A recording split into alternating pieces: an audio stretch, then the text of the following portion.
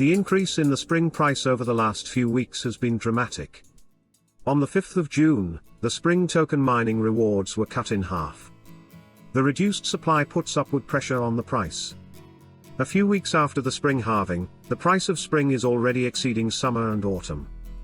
It remains to be seen whether this is a fluctuation, or if it truly takes only a few months of reduced supply to bring a token from being the cheapest of the four to being the most expensive.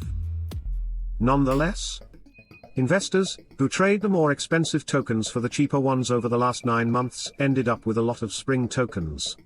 Those investors can now trade spring for summer or autumn, and increase the total number of tokens they own. Because all tokens are equally valuable in the long term, trading tokens for more tokens of a different type is the built-in winning strategy. Seasonal tokens is a very interesting experiment in cryptocurrency technology.